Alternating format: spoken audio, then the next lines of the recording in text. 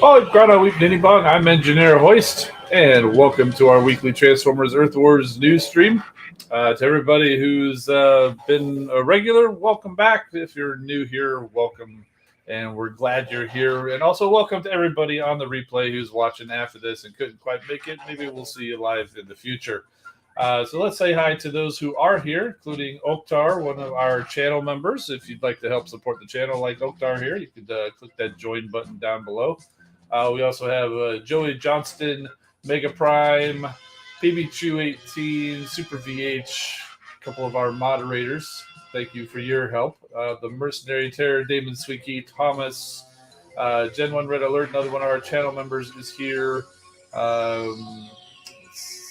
Razorquake 46, Jake Moore, GGHI, and more people are joining than I'm seeing. Okay, Void Edits, I see also here. Welcome to everybody.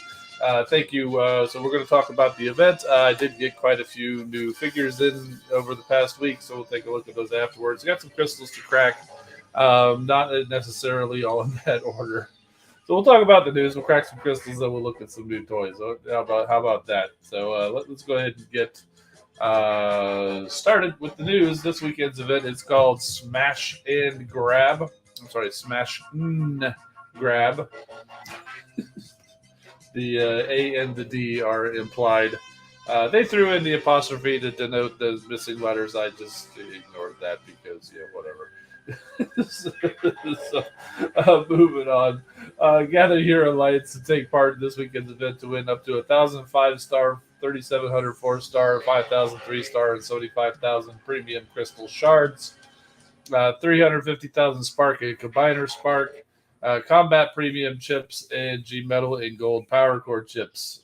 They didn't give us those numbers, and I didn't count. So we'll look at the prize list here in a minute. It's a totalizer, meaning it's one big prize board. Starts at the usual Friday start time, ends at the usual Monday stop time, and it's super XP throughout the event. You got to be headquarters level 4 and be in an alliance. Hit the yellow event button, pick your zone, win the battle, collect the points, collect the prizes. The event battle zones are the standard battle zones, and here is the prize list. You can go through this. They also have it out on Discord, the official Earth Wars Discord, or in the newsletter. So if you're really curious how many combat chips or power cores are available, you could go do that and do some math. And there you go. 1,000,000 points will complete the event. If you and your alliance can't quite hit 1,000,000 points, just have fun. Get as many rewards as you can. That's what we do. And we live to fight another day. So we've got some new Prime cores coming out. I believe they're out today already. So these are the building Prime cores. All of the bot Prime cores have been in the game for a while. So we had initially got 5 of the building Prime cores, and these are the new ones: Solus Prime, Quintus, Vector, and Prima. As you can imagine, if you're familiar with the bot Prime cores, they're very similar in defense. The Solus Primes, every 15 seconds, you create a turret that has the percentage of your health and lasts for 12 seconds. Quintus Prime, every time a nearby building or outpost bot is destroyed, you create a Sharkticon with a percentage of the building's health and damage. Vector Prime is at 0 health. The building will jump back a certain number of seconds and respawn and continue to fight. But it only happens once per battle. And the Prima core is every 5 seconds. Enemies in a wide area will receive extra damage for 5 seconds. So, yeah, pretty cool. And they showed the examples where you could put them on Shock Tower, Autocannon, MDS, the multi-defense system, or, so yeah, you can put them pretty much wherever you want. That will accept the power core. So very cool. So yeah, the Solus Prime, Mega Prime is a Solus Prime core is OP in my opinion. Yeah, it is pretty cool. It's like having a whole extra defense out there. That's what I like, making sure any time I go on a raid or whatever, I make sure that my bot who has Solus Prime, which is Bumblebee, comes along because he brings that extra turret along with him. So yeah, very cool. And so also Headquarters 18 Phase 2 is coming soon. So as you know, there's always defense upgrades along with the new HQ level. When 18 came about, that we could only upgrade certain types of defense buildings. And now Phase 2, where you're going to be getting the ability to upgrade the shield generator, the shock tower, the beam laser, the laser turret, and the build bots. Previously, you could do the mortars, and I think the missile launchers and the cannons, and maybe some other stuff that I can't remember. But so these are the next ones that are coming through. And here are some designs. Looks like they forgot the Triptychon version of the beam laser, but we do get all 4 versions of the shield generators, the shock towers, and the laser turrets. And yeah, that's pretty much it for the news. They did show off. I didn't grab any screenshots to include in the slides, but they did show off in the stream today. The new combat bots are going to be coming, Kunai and Bido, and they are, as predicted, targeted for the medics class.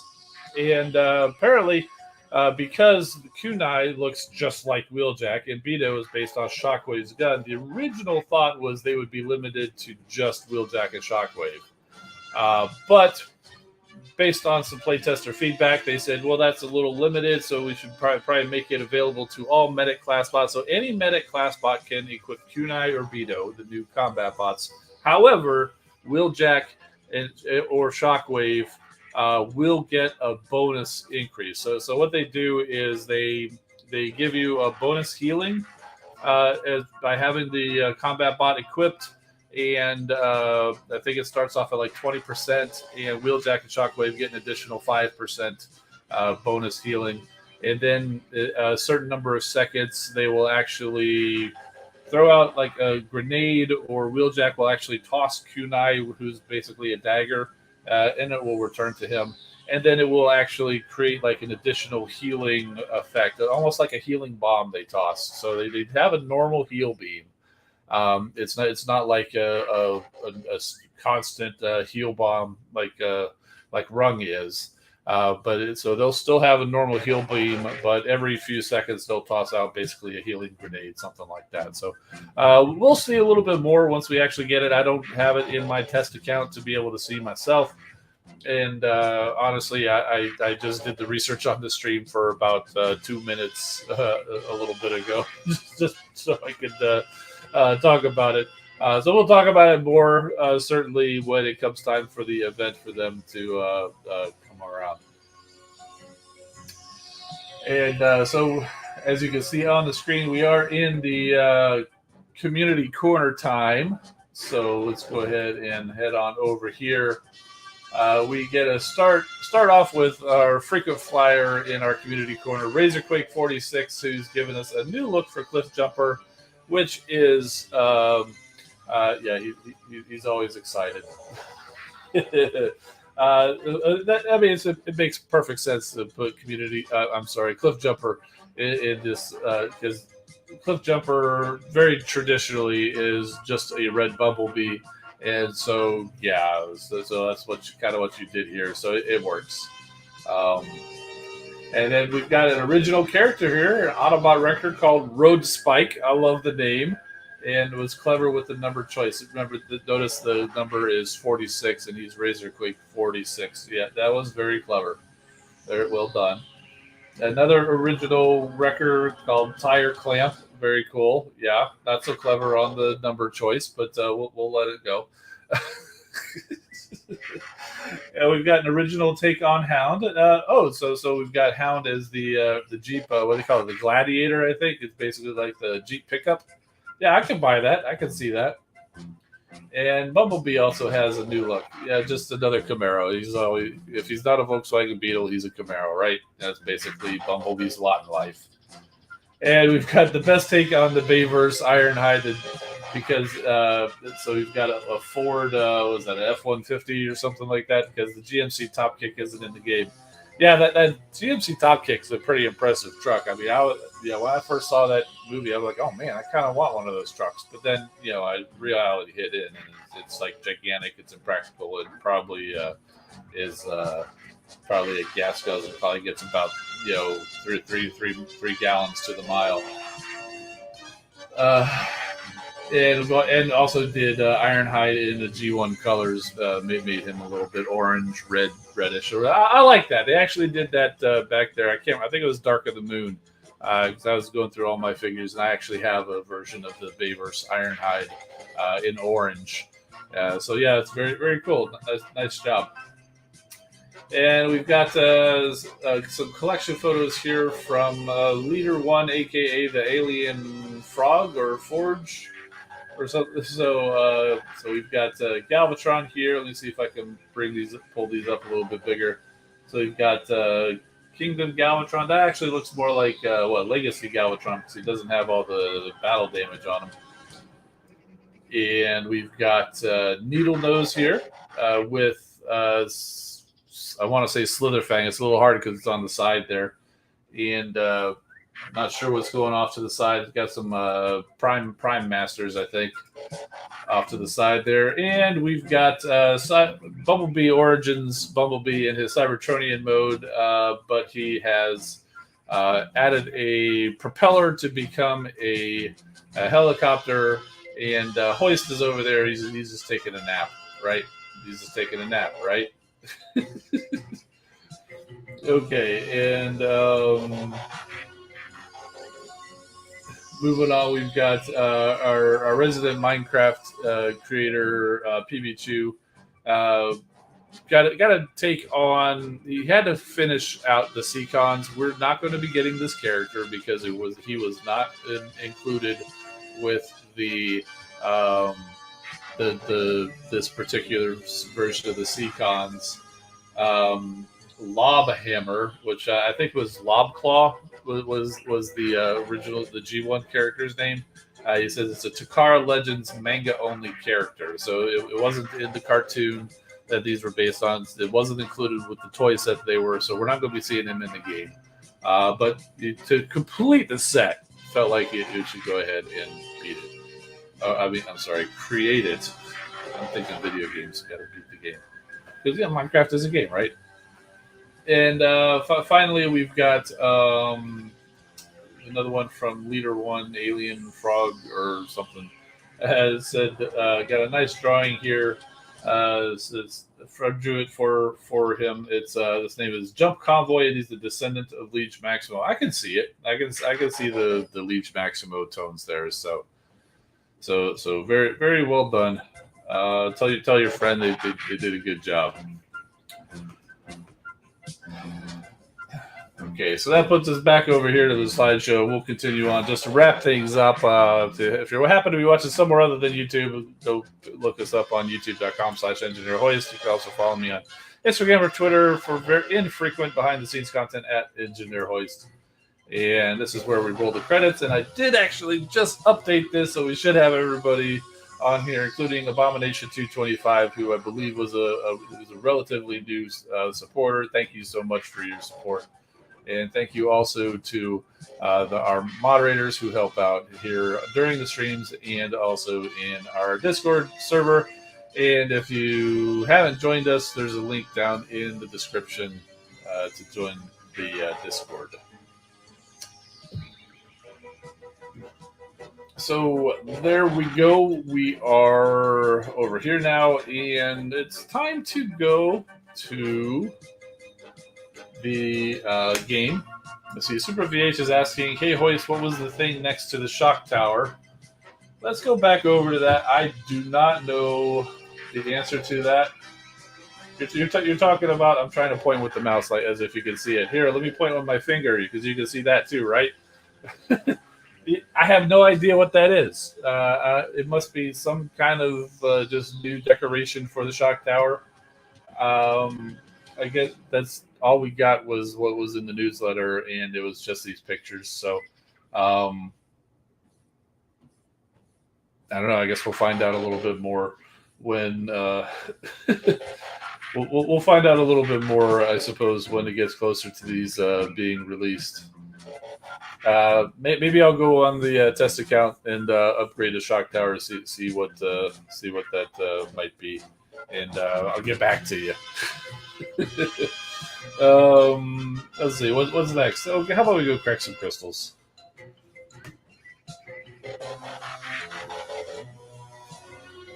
Let's take a look at the shock tower as it is now and see what it is for now. So there's really nothing around it. I don't know. I will investigate and report back as soon as I know.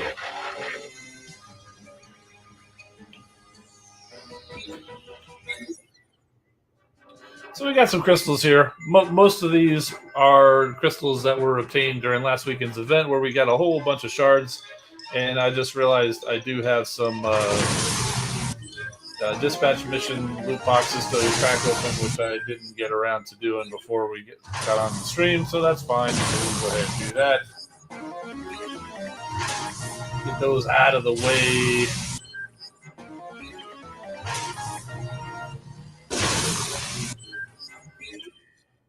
We got a couple of G1 power cores from the Cyber Pass. So we've got, what is that, Optimus Prime? I've got so many of these G1 Optimus Primes. Although, collecting enough of those gold ones, I could fuse them or convert them, I guess, into a G metal at some point. Here's a specific G1.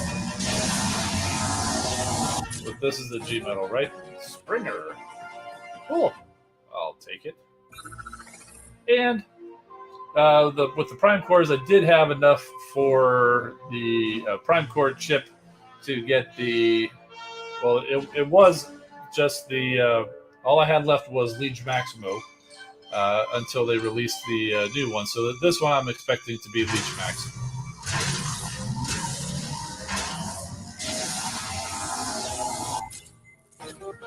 And it's not. It's actually Quintus. So even though I claimed this days ago before they released the other ones, they are available to get. So now I've got a Quintus. So here I was all set up saying, oh, it's going to be Liege Maximo. Well, we've got Quintus. Okay. So like we saw in the news, each time a nearby building or outpost bot is destroyed, and create a Sharkticon with 20.5% of the building's health and damage. And clearly the percentage will go up with the level. So cool. Got a Quintus. Not that I haven't put any of the building prime cores on any of my defenses yet, because I just don't know where to put it. But I have been working on leveling them. It's also hard because they're not quite all leveled up, and most of my power cores on my defenses are maxed G metals. So it's kind of hard for me to take those off and put the prime cores on. But that's just an excuse. I just haven't figured it out. So Prime and Duncan is saying, suggestion for a defensive Megatronus: don't put it on a hackable defense. That's a good idea. And I did not mean to click Super VH's response if that was actually a response. So, any recommendations for Quintus? Man, I really don't know. So it spawns the Sharkticon. So I guess the question is, where does it spawn the Sharkticon? Does it spawn it from that defense, or does it spawn it from whatever just got destroyed? Probably from that particular defense. That's how it works with the bot prime core. I would probably say I would put it somewhere a little bit farther back, closer to the headquarters. So, because you'd want it to last as long as you could, so it could continue to spawn Sharkticons as long as you could, right? So, Silverbolt saying, for now, don't use it. It's on the weaker side until it gets buffed. Okay. So let's go ahead and crack these premium crystals, and then I've got a couple of 4-star crystals. Maybe we'll get lucky and get a Cybertron Jetfire, who's the only 4-star I have left to find. I like spending them a little bit and getting matched Decepticons, just because you never know. Because I do like using my Decepticons. I didn't get anything good, just a couple of 3-stars there. It does give us some nice class shards, which I can use. And we'll go ahead and crack these Autobot crystals. And pretty much the same result. Anything cool power core wise? Not really. It's all just food and conversion materials. Got quite a few more 3-stars out of this group. Still nothing much in the power core realm.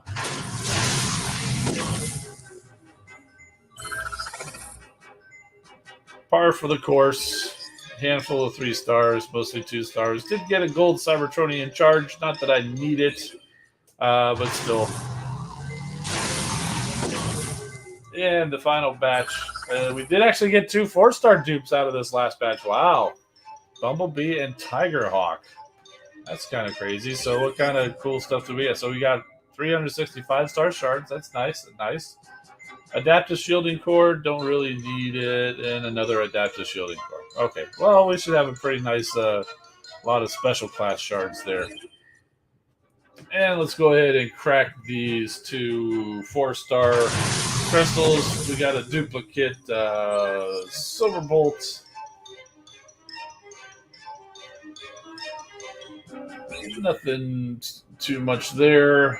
Somebody just subscribed. I think it was something about Soundwave or something that was way too fast. Thank you, and welcome.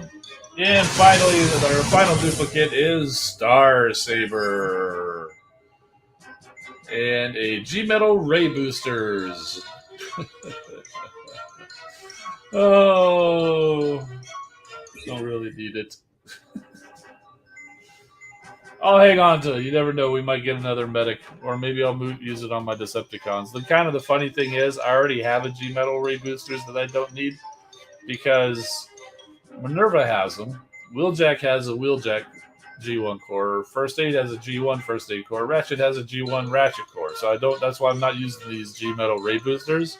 And so I've got a 4-star Hook and a 4-star Flatline. Hook already had a gold Ray Boosters. But Flatline didn't have any power core until like an hour ago or 2 hours earlier today. I was like, I should probably put a power core on him. So I went ahead and put a spare gold Ray Boosters on him. But now that I have like 2 G Metals, I think I probably should have put the G Metal on him. But oh well, it's fine. Honestly, that Flatline is usually off in dispatch missions anyway.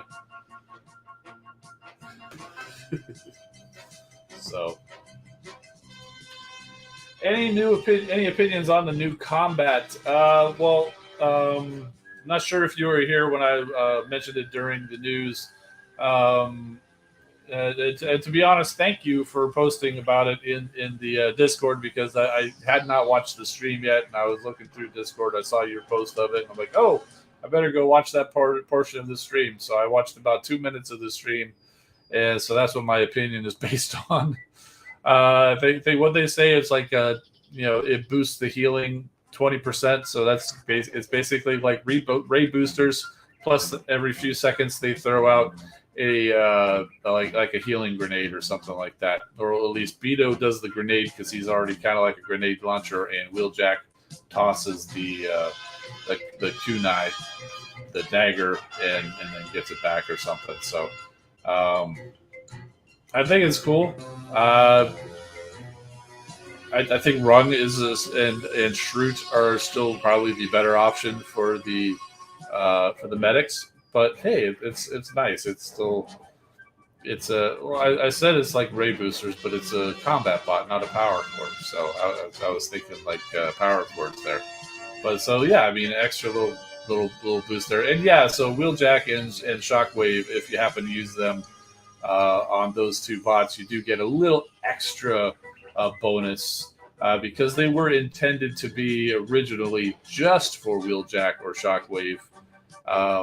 But the playtesters kind of said that, not everybody has a Wheeljack or a Shockwave. So if they were to go get this, then it'd be kind of useless. So they opened it up to all medics, but with a bonus if you use Wheeljack or Shockwave. So naturally, if I get Kunai and or Beto, they will be used on Wheeljack or Shockwave. Rung is doing just fine on Ratchet and Minerva, and yeah, so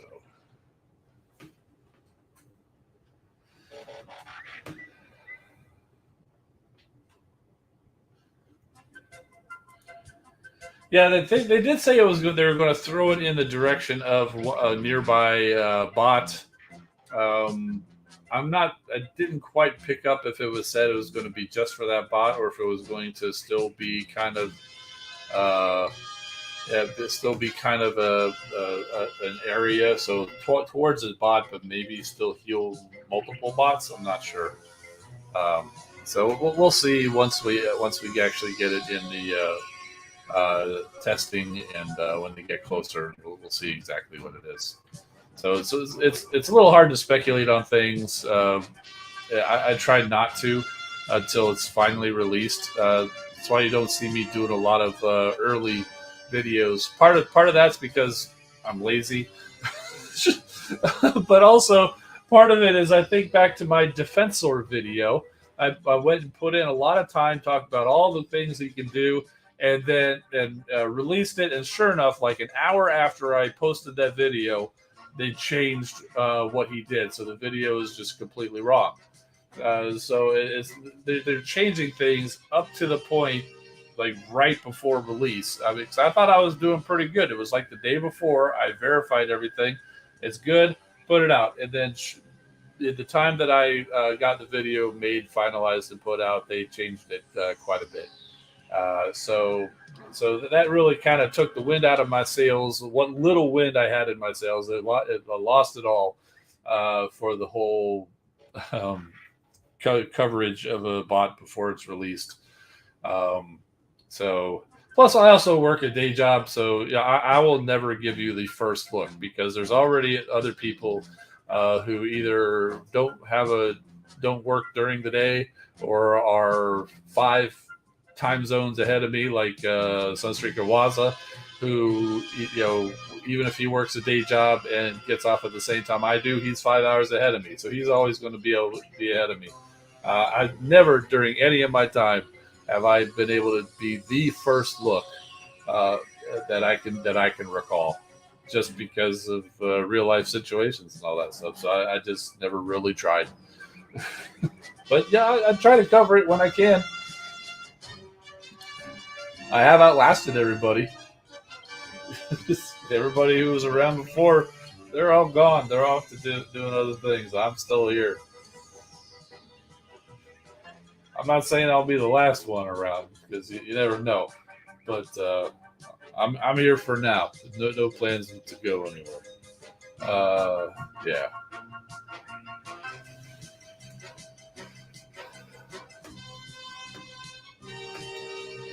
Let's see. Oh, you were saying you prefer the heel bombs over the heel beam. Yeah, I liked how Run did it, where they do the zone or first aid even. So that would have been nice.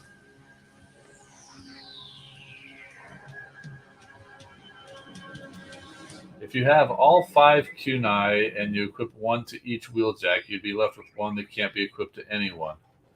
All 5. There's what? There's 2, 3, 4, and 5 star. Two, 2, 3, 4, and 5 star. So you could have wheeljack is not 2 star, right? There's no 2 star wheeljack, so there's only 3, 4, and 5 star wheeljack. So yeah, you would. So there's 4 kunai, but your logic is still right. There's not a 2 star wheeljack, right?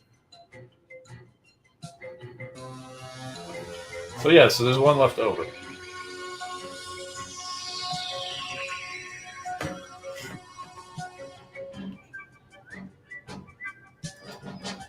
Yeah, I might, but yeah, every time I do toy reviews, I don't get many reviews, and that's another one of those where I will never be first in anything, because I mean, even if you throw out the people who steal them from the factory, uh, it seems to be the place where I live.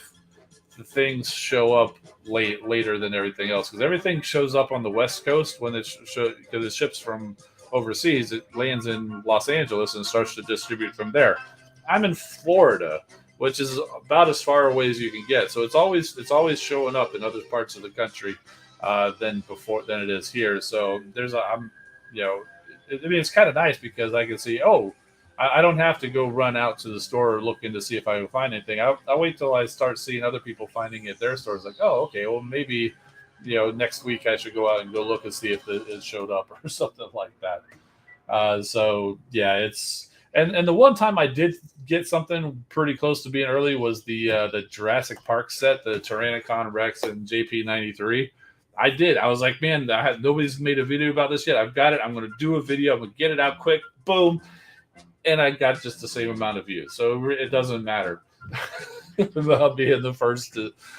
So it's just, yeah, I'll do it. It's just, it's a lot of work. And yeah, so. Robert's saying, when I lived in San Diego, we didn't get squat for a while. So.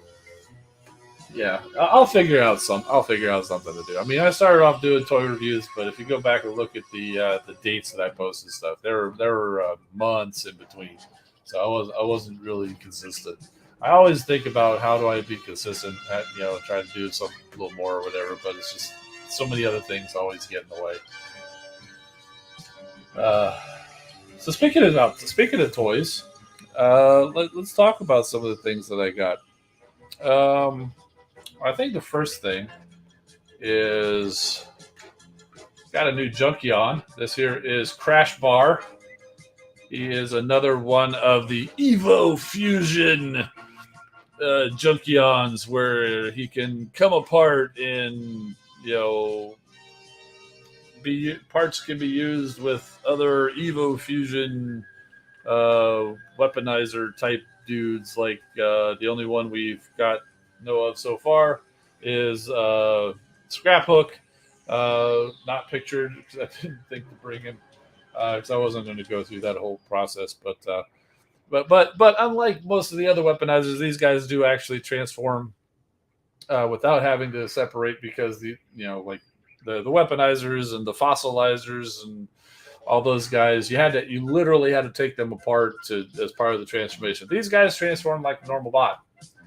Scraphook was a little hard to do because not so much that it's just because he came apart real easy. This guy holds together pretty solid, and you can actually get a transformation done pretty easily.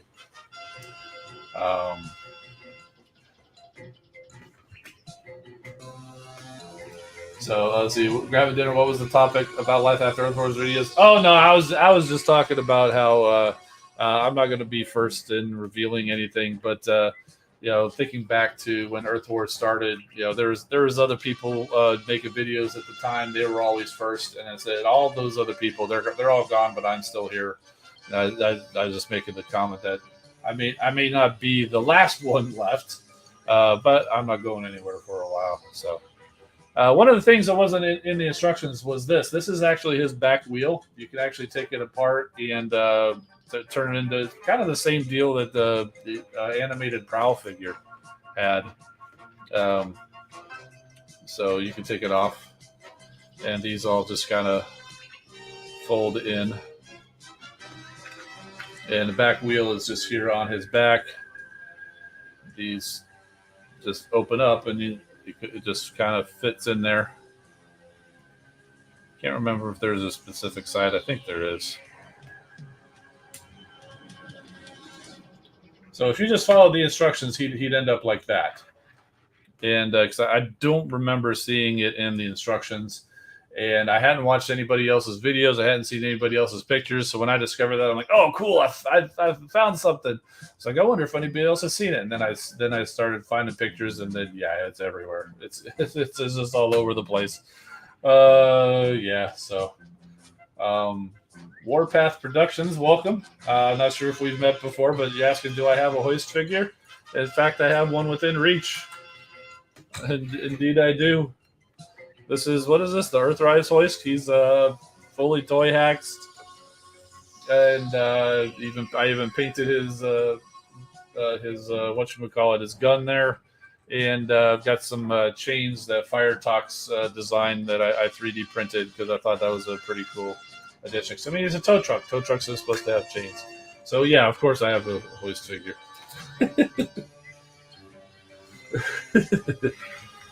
Oh, so let's see. He's got back to Crash Bar. He's also got these couple little weapons here,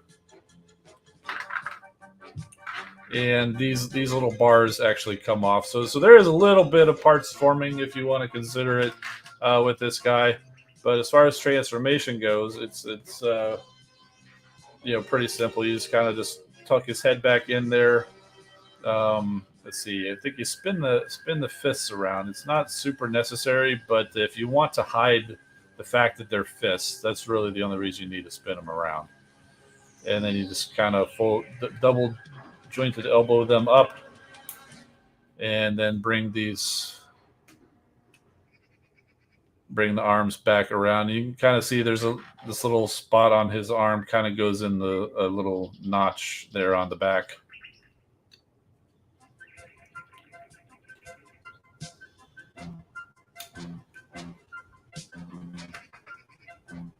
And I don't think the arms don't actually tab together at all. And so let's see. So you gotta turn this one way or the other. I'm trying to remember which way you turn it. I think you turn it this way. And then the wheel, you've got handlebars here on this foot, comes out, and that foot kind of flips around. The wheel comes out, and you kind of double joint this up in here. Yeah, I spun it the other way. And then you kind of got a little bit of tabs here. They tab in the back of the arms, and there's a whole bunch of stuff in the back of the arms. I think it kind of goes in the middle slot in each arm.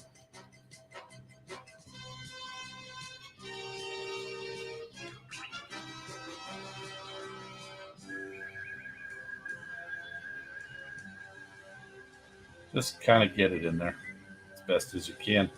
And then this other leg kind of does the same thing, except it doesn't fold over. This kind of just folds up like that. And similar thing, wheel comes out, and you just kind of fold that in, and then you angle the wheel.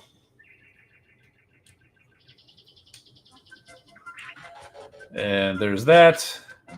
And then these, they actually will, they're kind of held by the hand.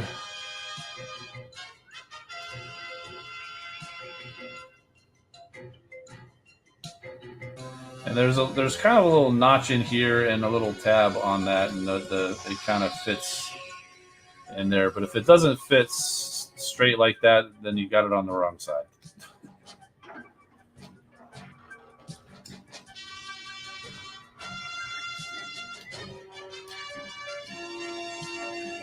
So there you go. So there is a crash bar all transformed. And pretty nice looking motorcycle. Honestly, I haven't tried having anybody ride him, but I imagine you could probably pull that off. Is he a repaint of Wreck-Gar? Oh, no, not at all. I mean, you could totally put a Wreck-Gar head on this guy.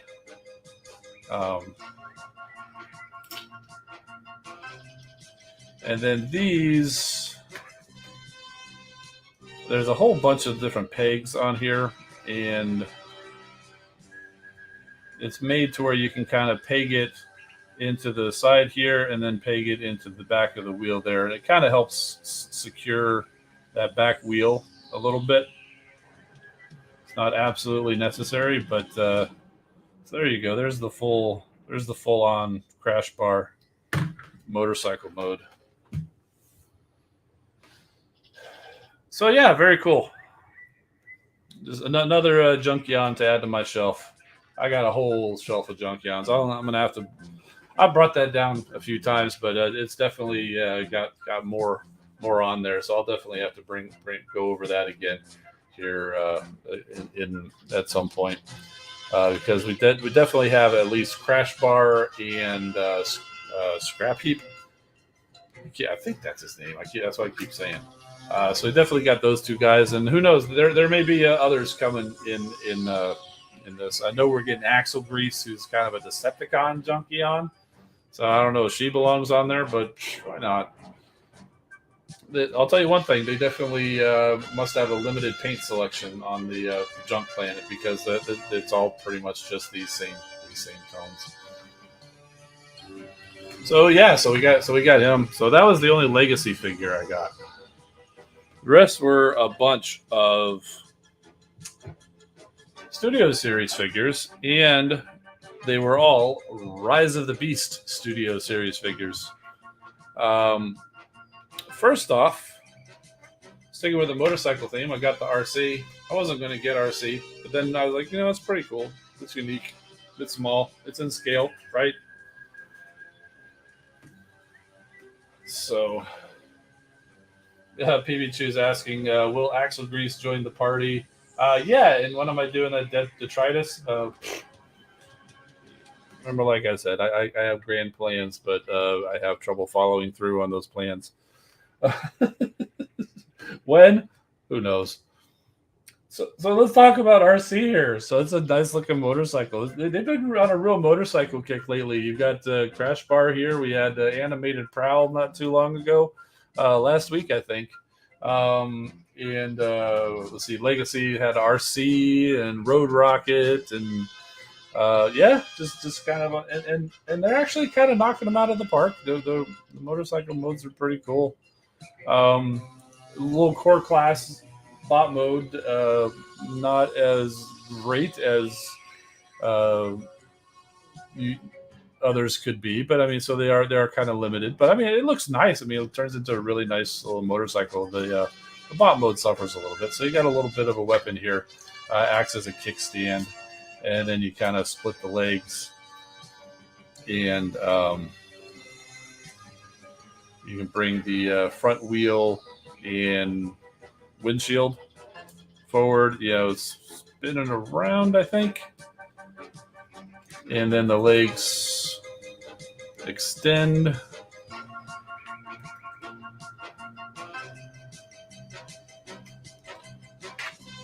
And then the wheels here just kind of fold up.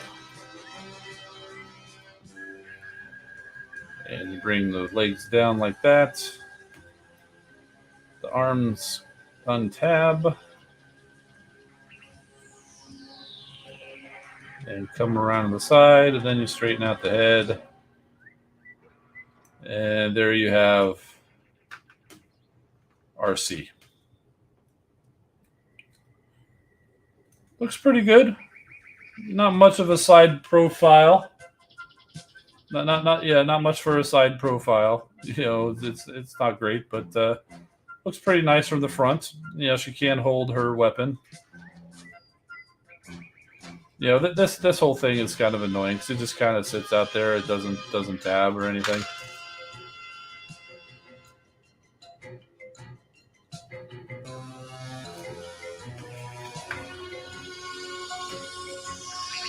But all in all, it's a nice little core class figure.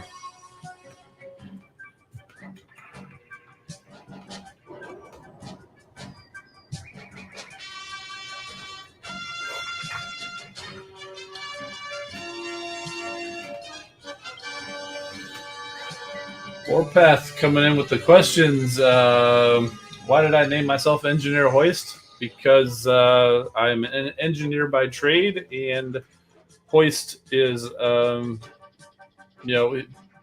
the Spotlight Hoist comic a while back. He described himself as a mid-ranking maintenance engineer who takes each day as it comes and whose personality is not the product of a crippling personality disorder. And I was like, hey, that's me. So that's why I chose Hoist. My favorite character is Hot Rod, because I know that's coming next, but I figured there'd be a lot of people naming themselves using the name Hot Rod. In fact, Hot Rod. A lot of people using the name Hot Rod, and I was right. So I was like, there's probably not many Hoists out there, so that's why I went with. So I also got Freezer. I wasn't sure about getting this guy, but I was like, well, it's a whole new character. He's got like 4 arms and all that stuff, and he's okay. He turns into a gun, as you can see here. He can be held by Scourge, and you can actually set him up on Scourge. Apparently, there's a way you can do it. I haven't done it myself. Spoiler alert: Scourge is showing up. But you can angle his arms in a certain way. In fact, let's go ahead and try that, because they show it this way. So like I said, spoiler alert: Scourge. So you can he's got tabs here. He's got tabs all over the place, and there's little slots here. And I think you're supposed to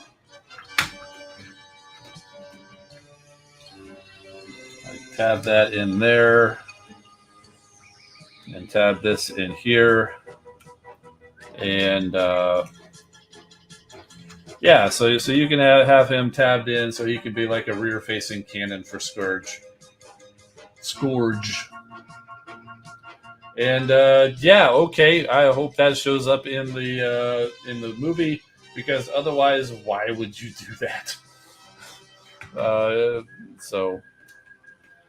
Let's get Scourge out of the way, and so let's go ahead and finish transforming this guy. Before we get to him, he does have a secondary alt mode I don't remember how you exactly do this, but there's some way where you can tab these arms together, and then he's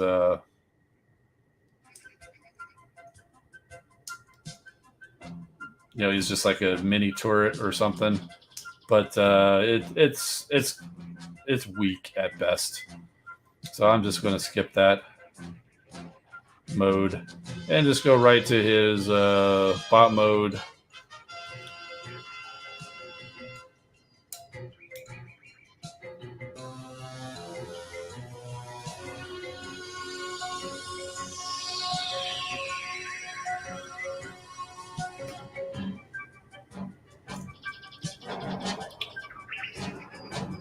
And his joints are really loose. I definitely need to put some joint tightener on this guy.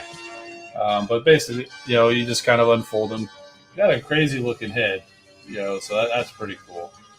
You got the forearms. He's kind of got the chicken leg thing going on.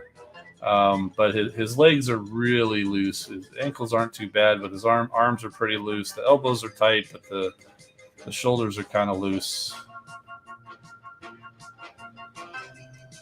And the hips are very loose. But pretty crazy looking bot. Pretty crazy looking little bot. He does not like to pose for standing just because of those loose hips. But there you go. That's not too bad. Yeah, he's a Terracon. Yeah, definitely a Terracon. That's why he works with Scourge.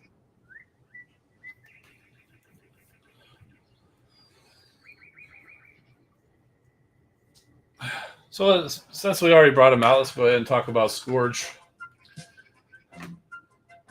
Very cool. Very cool truck. As soon as I saw this truck show up on screen, I'm like, oh man, I can't wait to see a toy of that. And this does not disappoint. This is an awesome looking truck. Very cool.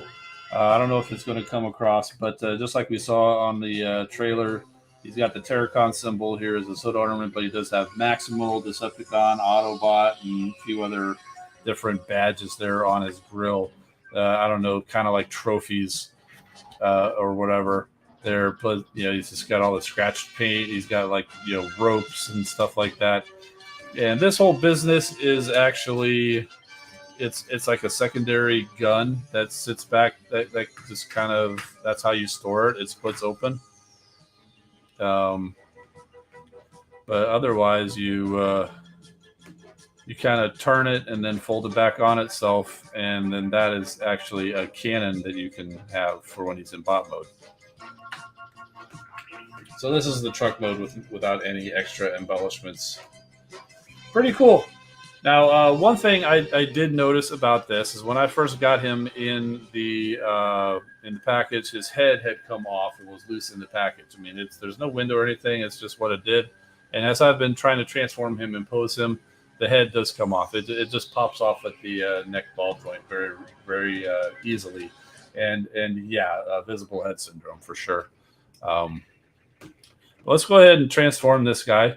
It was a little it was a bit of a chore trying to figure it out at first without the instructions, but I got to figure it out. Coming back into bot mode is a little bit easier.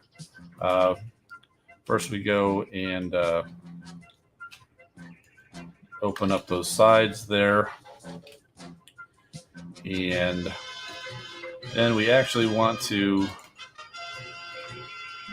loosen the grill. And that's actually attached to one of these front wheel wells. So we need to get that untabbed and bring that kind of off to the side. And the other one will loosen, and that just kind of folds all the way back down here into this cavity. You can see this head's just about to pop off again already. And so it's kind of got a weird joint here, so we just need to kind of loosen this up, bring this around. Bring this in here. So this is just going to kind of sit off to the side. You can go ahead and fold these in, I guess. This is just going to kind of sit off to the side here for a minute. Actually, I think we could probably go ahead and bring it around. Yeah, go ahead and bring it around. And come back up here. We split these apart, and then this whole part flips back. It kind of unfolds a little bit. So there's a couple of weird little foldy parts. The arms. Let's see if I can't bring this up a little bit.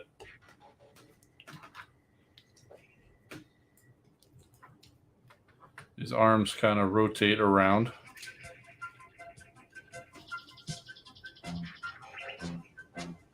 Oh, I forgot. This side, you kind of need to actually split the legs first, untab the blade, which kind of runs the whole length of the arm or the leg. And then you can bring this around and tab that back in. Then you bring these arms around and then fold the whole thing down.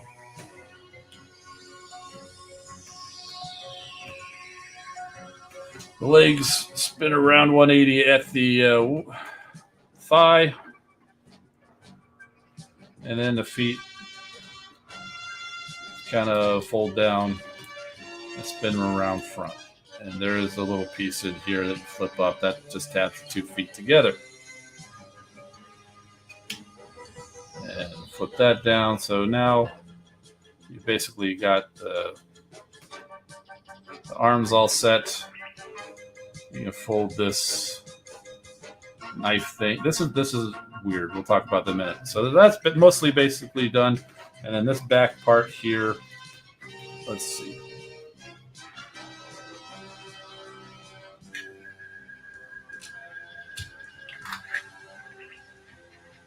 This folds.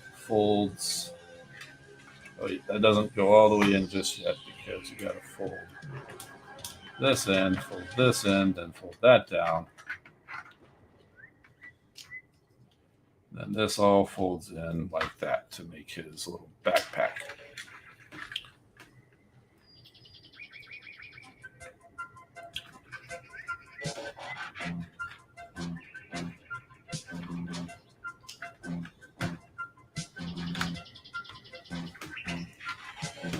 And so there we have Scourge.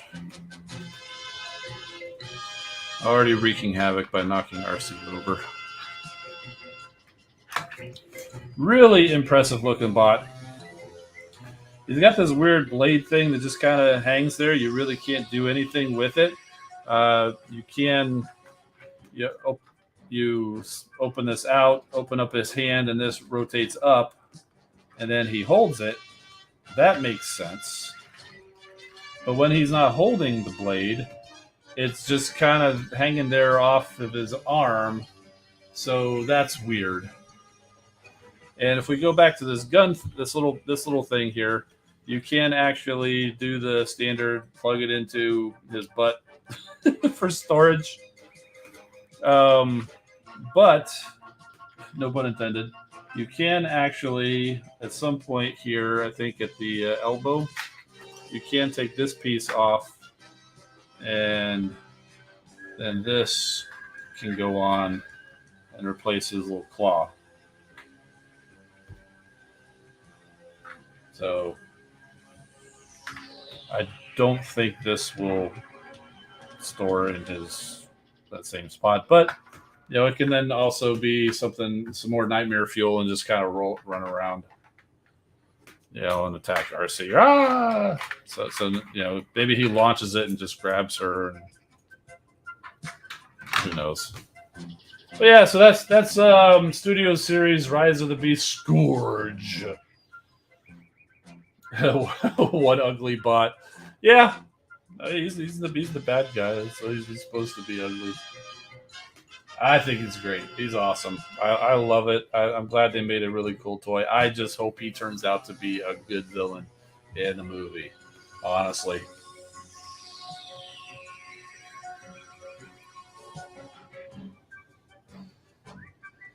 So, as the mercenary terrorists say, look, I'm a Terrorcon person. I just can't see these guys as Terrorcon, so I'm not a G1er. I like movies, but I love Dark of the Moon. So, you got to look at it. Yeah, so yeah, they're Terracons. We think of the Terracons as like Abominus bots, right? But that's not what these guys are. Well, you also had to Beast Wars. You know, you had the Predacons, right? We okay with those guys being the Predacons? Yeah, but what about the Predacons that formed Predaking? Like, same name, different thing. That's what this is. The Terracons were the Foreman Abominus, and these are just similar things. They're using a similar name, but just for a different reason. So I liken the Terracons that we're talking about here as being a faction as opposed to a team, just like the Predacons in Beast Wars were a faction as opposed to a team in G1. So the other things I got Studio Series Rise of the Beast Cheetor. He's a decent little figure. He's definitely got a loose joint, loose elbow joint here. He's all right. He's a nice looking little cheetah. Not a whole lot of articulation in cheetah mode. I mean, you can move his mouth. You can move his feet a little bit, his legs a little bit. There's a little bit of articulation, not much. But he's an all right looking cheetah.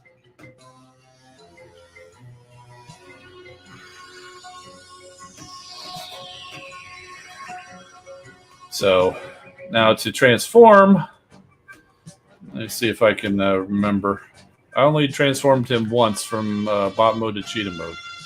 So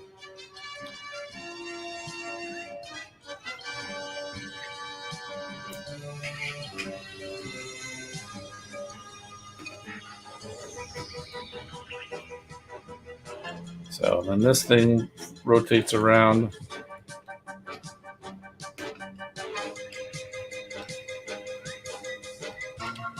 This lifts up. The legs straighten out. It's kind of what you would expect from a Cheetor figure. The arms and the legs become the arms and legs, and everything else just kind of folds up, you know, to make it a little bit more cheetah-like. And there you go. He's got a cheetah head. No, that's not right. Yeah, the front and back open.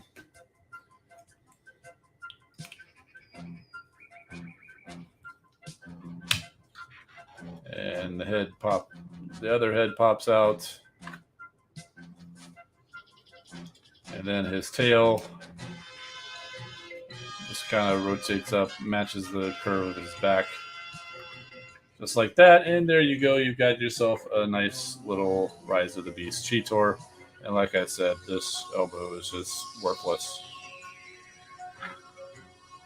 Pretty cool little spear weapon, though. It's two pieces, but they do tab together. And you can actually have him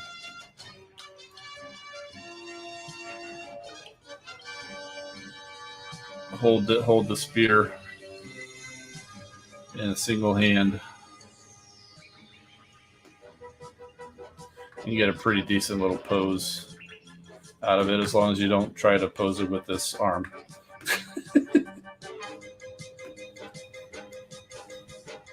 So there's yourself a little Cheetor. Nice little thing. Cheetos maximize. Yes, indeed.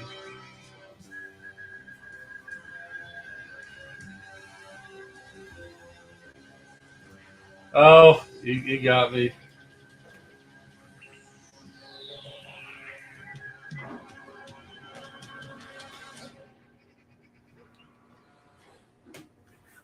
But you know, like the Predacons, you know, they terrorized, but that actually makes more sense for this guy, the Terracons.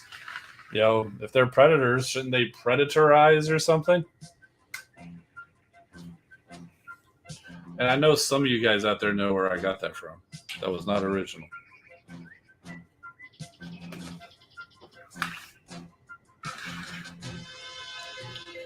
And last but not least, we've got Air Razor. Studio Series Rise of the Beast Air Razor. And while I have not compared them directly, just transforming this one in the feel, it's very similar to Kingdom Air Razor. So I would say, unless you're really in love with this, all tan and a little bit of olive and like green deco, and or just want a official figure for the Rise of the Beast. If you already have the Kingdom Air Razor, you got yourself a fine Air Razor figure, and this one doesn't really do a whole lot more for you. But I mean, hey, it's still it's a nice little figure. And if you didn't happen to get that Air Razor, then this one fits the bill. It's fine. It's still a deluxe class. Maybe at some point I will actually compare the two. Maybe not. But so yeah, she just kind of straightened out the legs, and she came in packaged, with these toes there. So that's how I took robot mode. But they tell you so you're supposed to turn that around. So the 2 toes is her robot toes, and 3 toes is the hawk toes. Okay, so whatever. Let's see. So these fists, they come out, and you can rotate the missiles around, or you can take them off if you want.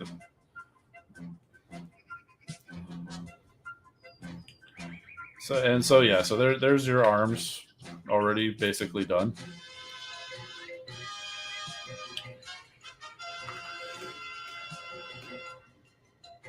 And so this back opens up, and you can rotate the head around.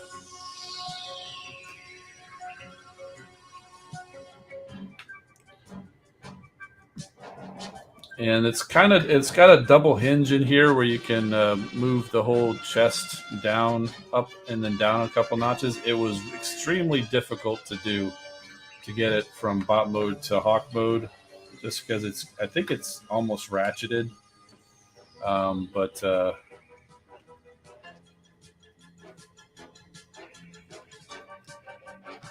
it's doable. It's a little tricky.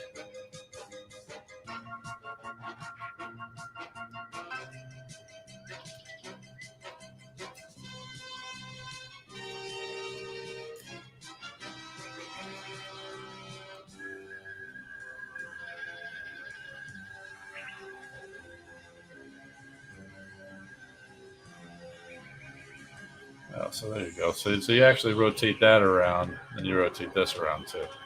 I knew it looked weird. And then these hawk wings do fold back around.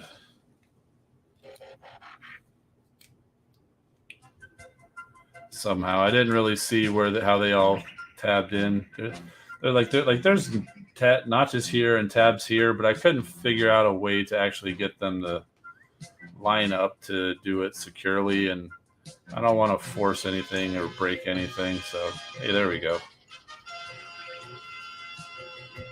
Just get that to where that's like a straight 90-90, and get that in there. And I think you do actually have to flip the tail up like this to get that to go in, because otherwise it's just in the way. So you do. That was one of the problems, was the tail was down. I think you have to have the tail flipped up like that in the back, and that just helps you get a little bit more compact, where the wingspan isn't quite so much when she's in bomb mode. So there you go. There is your Air Razor Rise of the Beasts Studio Series.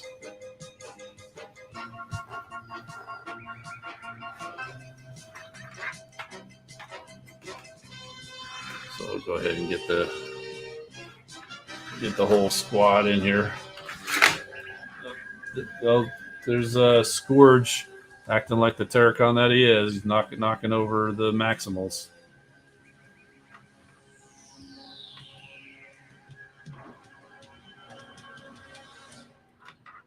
And then Freezer, who just has the worst legs imaginable. And Crash Hog, who I went the opposite direction and went to vehicle mode instead of robot mode. So that's my haul for the week.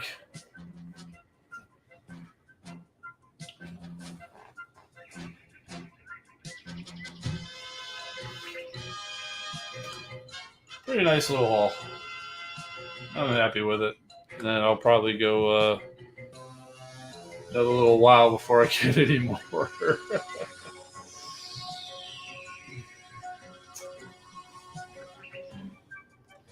All right, so we'll leave it at that. Maybe we can go back. Let's ask some questions. I know you guys are got some questions here.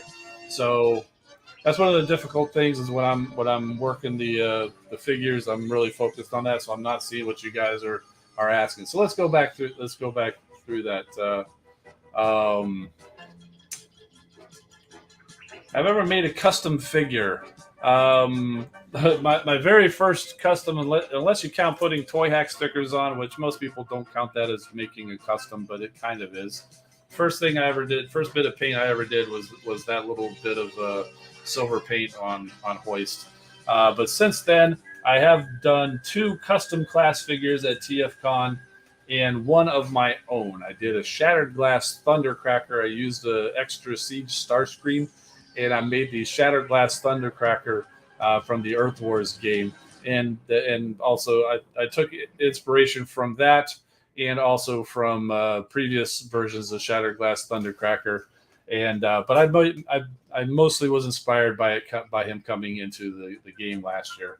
I don't have it handy with me, but it's wonderful and I love it. I do have others in my head, and I just can't ever seem to find the time to sit down and do it. So,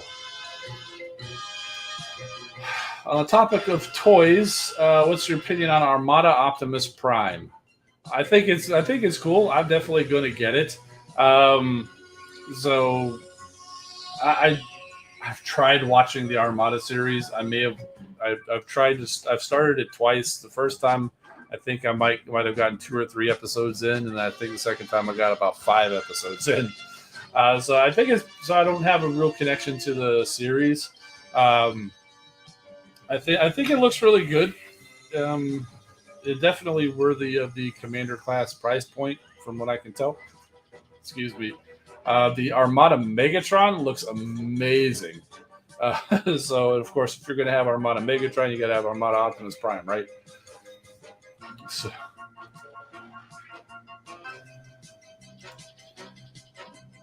remember Bad Lamprey? He used to make custom animated figures. The name sounds familiar, but not really. I do remember some custom animated figures. Let's see. Can you show us Prime next? I don't have an Optimus Prime here near me, so no.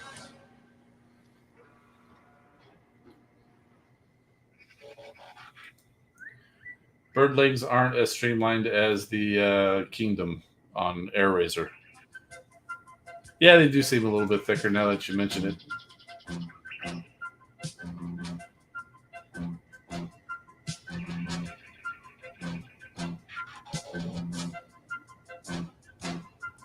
All right, so let's see.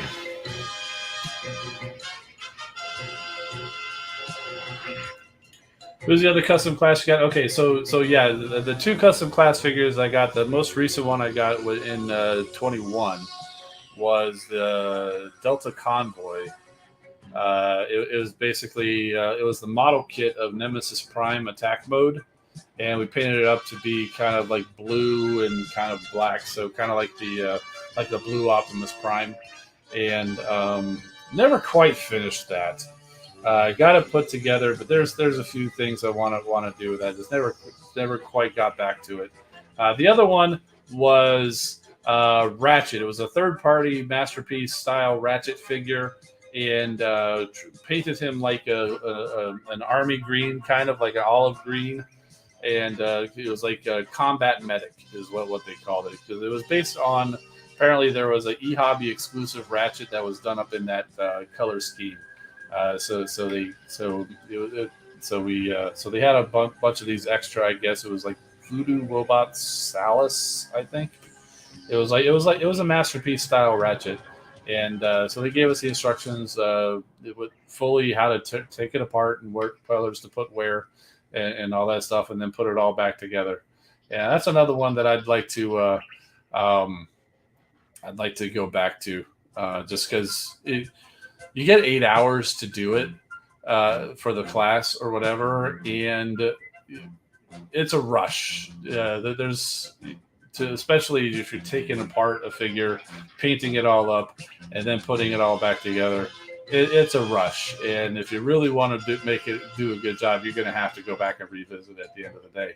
Now, like the second one, I didn't even stay the whole time. We were about 6 hours into it. There was about like 2 hours left in the class, and all the other guys started to show up, and I was like, the chat's going, and I'm realizing that I'm missing stuff. So I was like, I'm just going to pack everything up. I'm going to do it later. I got most of it done, but so I'm not even sure if I'm going to do a custom class this year.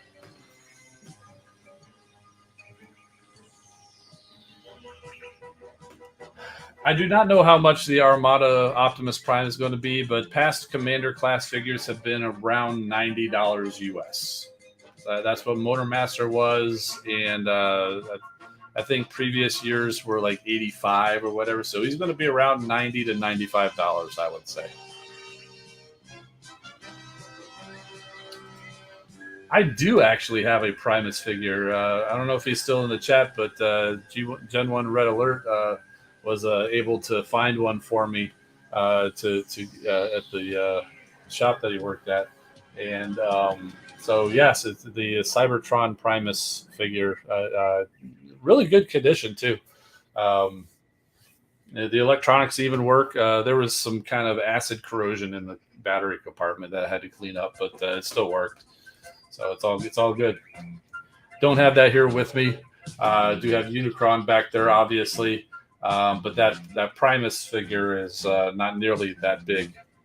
It would be cool if HasLab did a Primus figure to go along with this guy too. But oh my god, you need a whole room for just those two guys. That would be cool. I mean, if HasLab did a Primus figure to scale with Unicron, I'd back it.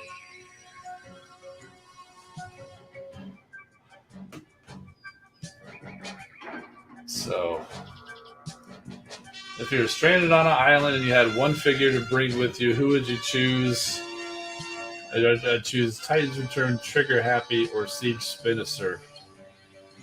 If I was stranded on an island, a Transformer figure is the last thing I would worry about. But I'm just kidding. I know the question. That's so hard to do. That's a question that people ask of Transformer collectors quite a bit. It's like if you had to pick one, if whatever the situation, you want to call it stranded on an island, or whatever, you've got to evacuate for some reason. You can only grab one thing. Which one are you going to grab? And it's difficult. Just honestly, it's one of those things where it's basically what you're asking is what's your favorite figure, and it's going to vary from day to day. Some people have an easy answer. Bam, it's this thing. I don't have that. It varies day to day. Maybe not that quite that often, but it does vary. I mean, sometimes I'll be absolutely in love with a certain figure and just can't put it down or whatever, and then I'll put it away. I just won't even think about it again for a few years or whatever. I would say if I had to get out of here in a hurry and I could only grab one figure, I'd probably grab whatever's closest to me. So of the things I have close to me, I have all of these guys that we just looked at. A little behind the scenes action here. I've got Hoist. I've got Hot Rod. I've got Rung. I've got Tentakill. I've got Prime RC. I've got Doc Cat over there, basically like a Shatterglass Ravage. Over this way, I've got Animated Prowl and Origins Jazz, and then I got a few figures behind me. And honestly, if I had to choose from just what was here around me, that's the one I'd grab. Out of within arm's reach, this is the one I would grab to take with me. Because not only is he my favorite character, it's a fun figure. It looks good, and he's fun to transform. He's actually got a pretty decent transformation, and he looks real good. And it just happens to be my favorite figure. So there you go. I mean, if I just limiting myself to within arm's reach, it just so happens to be that's probably my top figure right there.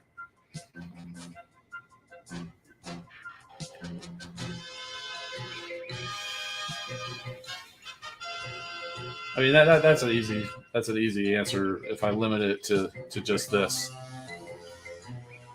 I don't know. That might be part of the reason why it's why I'm here or why he's still sitting there. Just because I like looking at him. So you take the Unicron, sell it, and then get another collection. Well, if you're stranded, who are you going to sell it to if you're stranded on an island? I know you're probably. I was like, well, if you just had to get out of here quickly, then yeah, that'd probably be a logical choice. You could take that, you could sell that off, and that'll get you on eBay. That'll get you a good. If you find the right buyer, it can get you a good $1,500 easy. But as far as the value of it, if you're going by the original question from Mercenary Terror, you were stranded on an island. Doesn't matter how much the thing costs. Who are you going to sell it to? Still think Titans Return Trigger Happy was the best Titans Return figure. I won't argue with you there. I'd have to sit and think about what all the other Titans Return figures were, but I would probably still agree with you. My biggest thing with the Titans Return is they made everybody a headmaster. Like even the characters that don't need to be a headmaster. Like Hot Rod was a headmaster, Cup was a headmaster, Blur was a headmaster. It's like cool. We're finally getting the headmaster characters like Hardhead and Chrome Dome and Highbrow and we're finally getting all these guys as headmasters. But then we started getting everybody else as headmasters too. It's like, okay, we've gone a little too far here. So, fortunately, they came out with this Studio Series Hot Rod, which is by far the best Hot Rod figure they've ever done. A Masterpiece Hot Rod, or I think they call it Hot Rodimus, that Takara did. That was pretty darn good too. But still, between the two of them, if I had to pick between the two of them, if I had to pick one figure, I'd pick the Studio Series Hot Rod. As nice as that one is, it's a Masterpiece figure, which means it's probably a little more fragile. It's more complicated to transform. Studio Series Hot Rod is fun to transform.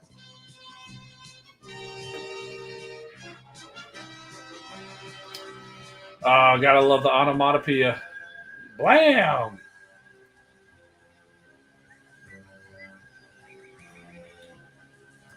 Right, and every Voyager above is a triple changer. Yeah. And then we got the pre-paints where we got the what is obviously going to be Blitzwing, but in Megatron colors. What is obviously going to be Octane, but is Optimus Prime. Yeah. Titans Return was a weird and kind of annoying line. I still got all those stupid figures, but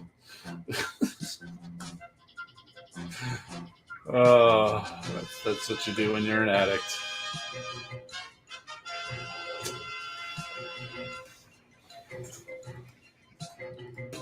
Let's see. I think you take G2 Leadfoot or maybe see Legacy Knockout. Legacy Knockout's a good figure. G2 Leadfoot's cool. I like that G2 Leadfoot. Look at look into the toy hack stickers for Leadfoot. It really, really improves the figure. I mean, he's nice anyway, but the toy hack stickers for Leadfoot is really good.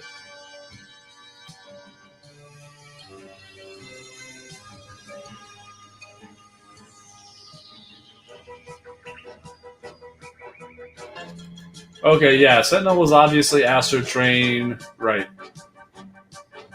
Alpha Trion became Broadside. Really? I never, no. I don't know about that. Maybe. Yeah, they're so different with Alpha Trion being the lion. It never even occurred to me that it might be Broadside. Now you've got me wondering. Oh, I'm gonna have to look at that. You're gonna make me tear those figures out, and because I've got them packed away, you're gonna make me pull those two out and see.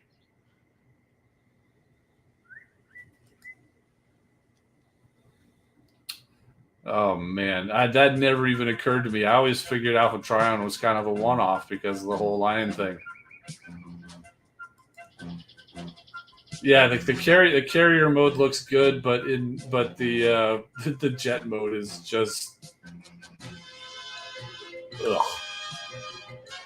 But I mean, the whole concept of Broadside, he's an aircraft and an aircraft carrier. Is like, what genius thought of that? Now you guys are telling me it's true. Ah, dang it! I'm gonna have to pull that out and go look and see. Unless I put it off far enough, and then my curiosity will wane and it will stay nicely packed away.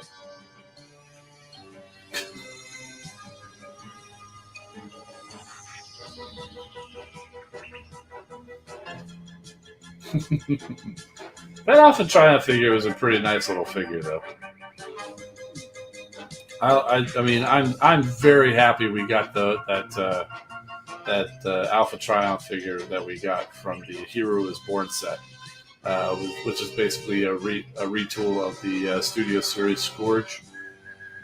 Which, I mean, I think everybody in the world saw that Scourge figure and said that would make for a really nice Alpha Triumph.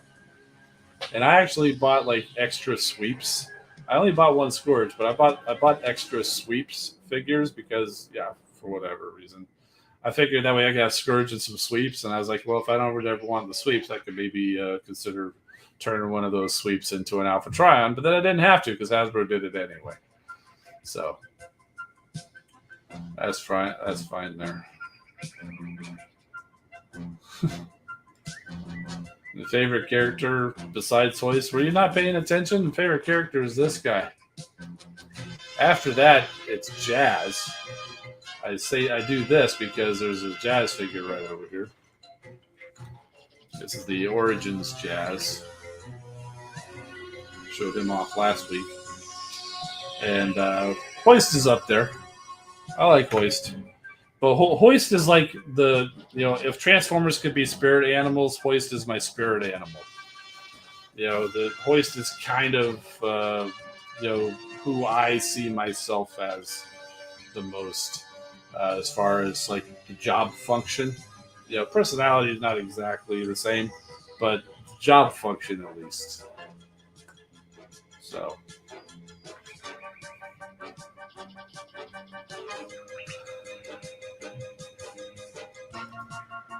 Jet mode is him lying on his back with the nose cone and wings folded out.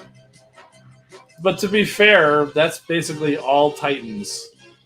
I mean, if you think about it, Metroplex in his base mode, he just kind of sits down in the splits. He just kind of has his legs out straight, kind of split a little bit, and then has his arms kind of like this. Fortress Maximus, he literally just lays down on his back and puts his arms up like this.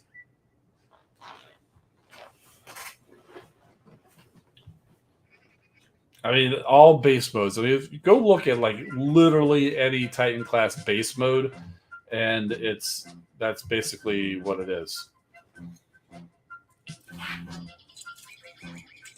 So Earthrise Hoist. Let's give him a base mode.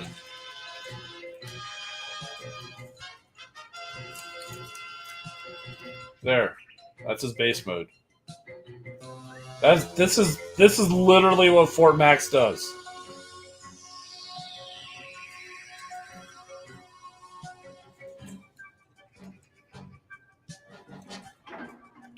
Scorponaut gets away, but he's still guilty. Yeah, he kind of just he still kind of lays on his back. He just kind of splits his leg out. He's just a little bit more flexible with his legs. He just kind of lays on his back, puts his arms up like this, and then but his legs split wide open because apparently he was a gymnast or something. He's got crazy flexibility in his legs.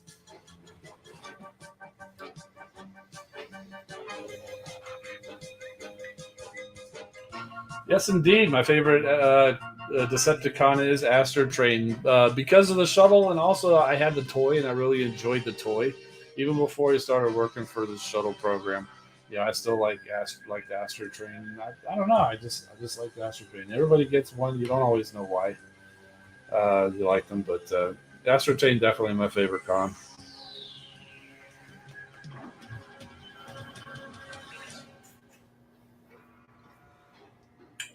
Let's see.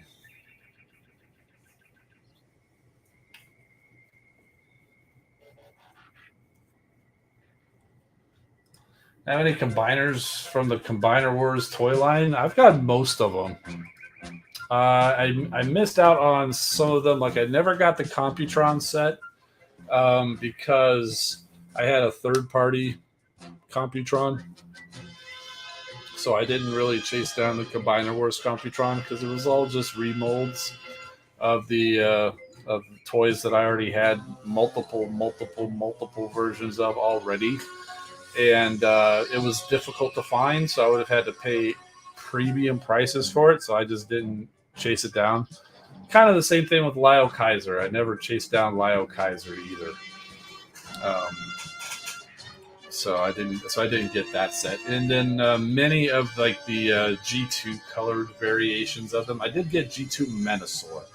And that's only because I saw the gift set at one of the discount stores for like $40. So I got G2 Menasor, but I never did get any of the other G2. But I got all of most of the main line, like Menasor, Bruticus, Superion, Victorion. Oh, what are the other ones? I know Volcanicus, they were Power of the Primes, but yeah, I've got Volcanicus. Did I say Defensor? Let's see. I also got. There were 2 combiners released as part of the Transformers Collector Club subscription service a while back. One was Thunder Mayhem, which I got, and the other was Wreckage, which I got. I don't have them combined. I kind of like the individual figures more than the combined mode of them.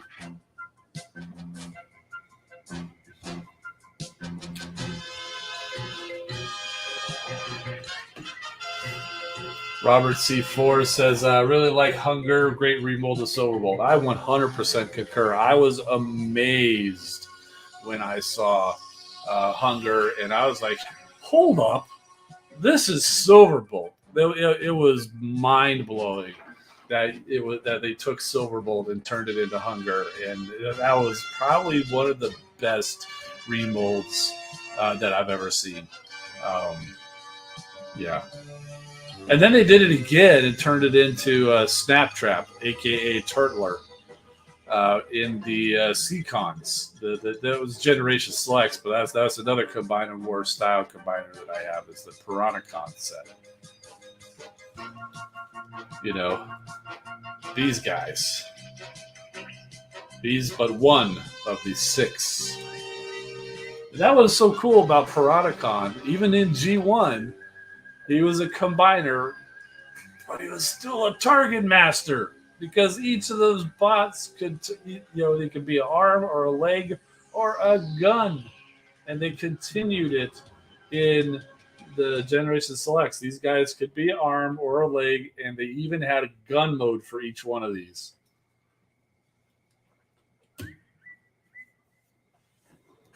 So that's probably the coolest thing about Piranhacon. It is the only Target Master combiner. Unless you're talking about the version that they're bringing into Earth Wars game, and then it's just the 5 spots of the combiner, and they just like, yeah, we're not going to worry about the Target Master thing. That's just this guy. Yeah, we'll pretend he doesn't exist. So, unfortunately, I cannot because they are in the other room, the mythical other room. So. Let me just turn my head around and make sure there's not one sitting behind me. No. I got some Titans hiding out of sight. I have a third-party combiner. We've got a couple of third-party combiners around here, but none of the Combiner Wars ones.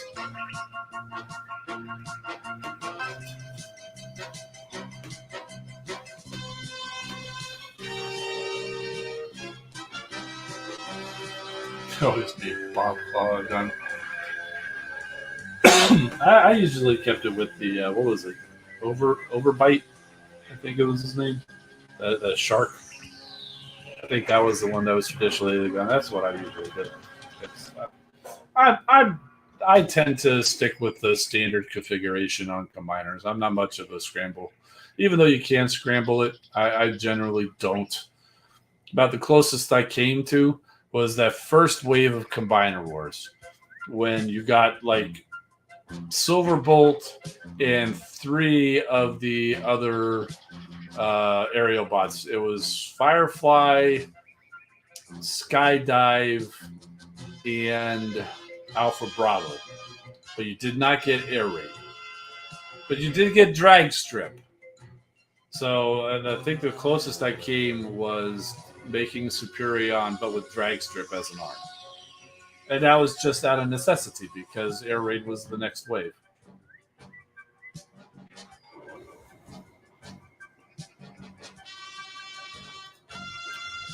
Yes, you will get a tour of my collection, but honestly, right now, a lot of my collection is put away because I'm in the process of trying to redefine my collection in my display.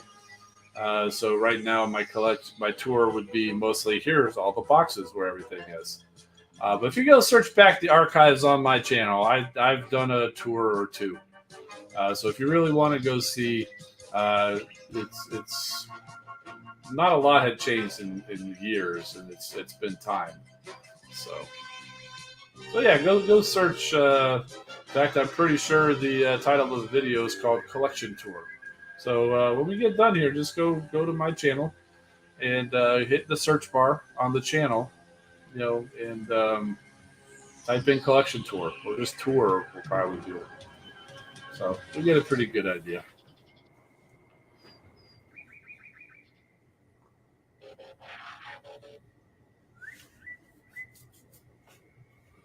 Yeah, Lone Combiner is Scramble City after offloading some figures. Well, yeah, I mean, if all you got left is a mishmash of different characters, then sure.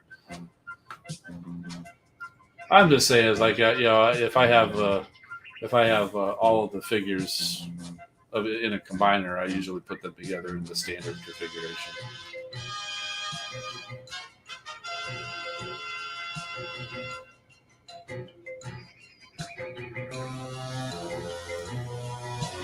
I do actually have a 3D printer, and if I'm being honest, it's been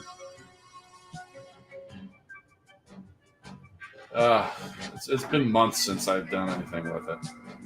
I've just been so busy with other things. It's just been sitting there collecting dust for months. Just before the new year. I haven't even touched it all year.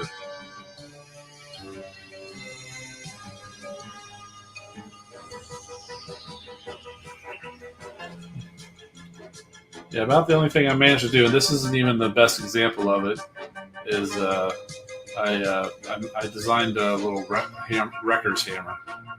and printed it out.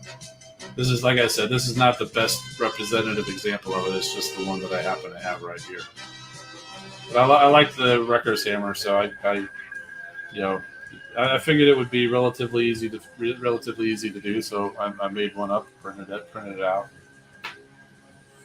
Still haven't quite refined it and figured it out, but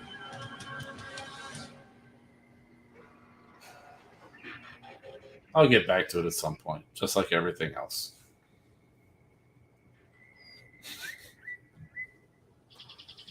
It's just time. Probably won't be anytime soon, though, just because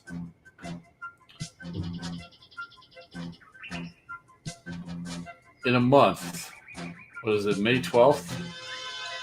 Yeah, it's about like a month from now, May 12th. I'm going to be absolutely consumed.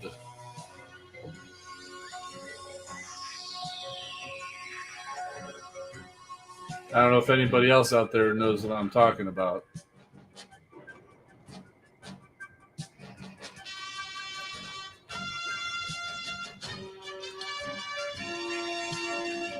What program do I use for his modeling? Well, I did this in Fusion 360. I don't really know it. I pulled it up. I know some guys who use Tinkercad quite a bit, and they do a great job with it. But I figured if I wanted to do some more advanced stuff, I'd probably want to do Fusion 360. And if you're only doing stuff for yourself, it's completely free. You just gotta basically prove it to them. Just sign off, say, yeah, I'm just doing it for myself. So yeah. So Fusion 360 is what I did, and it takes it away. I mean, it's a little bit of a learning curve, but it's a learning curve to use Tinkercad, even as simple as it is. And I figured if I'm going to go through a learning curve, I'd rather go through a learning curve on the advanced thing. So, new Star Wars shows? Well, yeah, there are definitely new Star Wars shows, but what I was thinking of was Legend of Zelda: Tears of the Kingdom coming up May 12th. Anytime there's a new Zelda game coming out, I just like every waking moment that that I don't absolutely have to do something else is usually spent in Hyrule. And yeah, so and I think the final trailer just came out earlier today, and it just it's so amazing.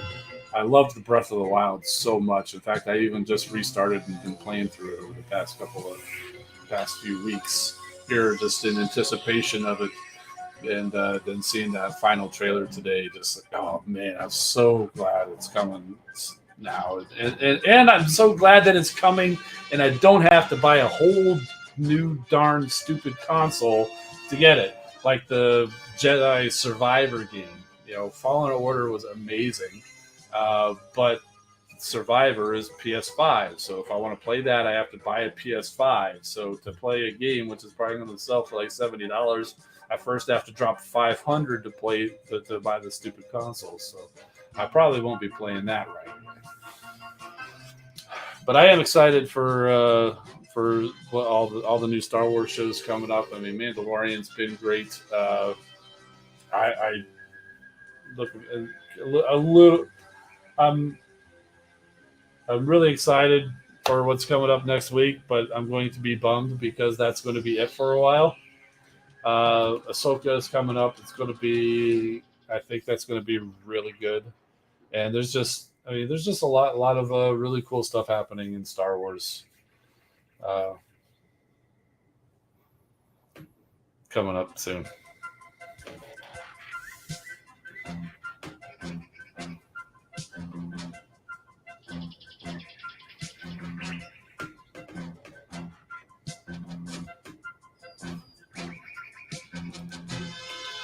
The video where you talk about VIP. I think I mentioned it last week. I think I mentioned the details of what you need to do to be VIP last week. But basically, if you think you meet the criteria, I don't remember exactly I think you have to be headquarters. What was it, 17, and have like a certain number of days, or you had to have spent $500 in a game. You just send an email You go into the game menu, contact support, and then it'll bring up an email, and you can say like request VIP.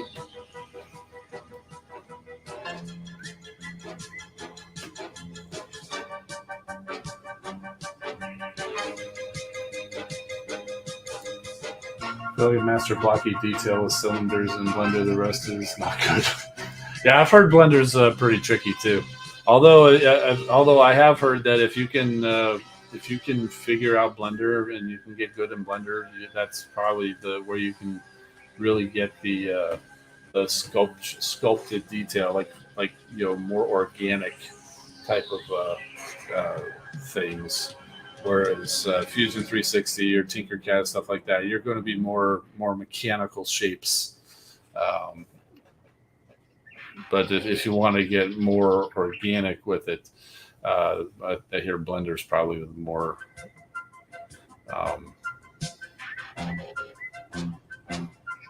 better suited for that, but also difficult. I haven't tried it myself. That's just what I've read.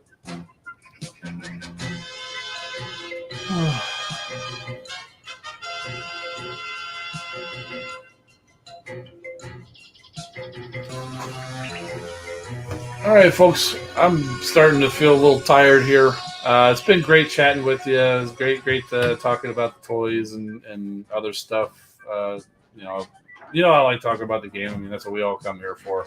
But I do really, like anything Transformers. Talk about movies, toys, whatever. So, had a great time. I appreciate you hanging out with me. But I think it's time to go. And I'm Engineer Hoist. Keep on, my friends. We'll see you next time.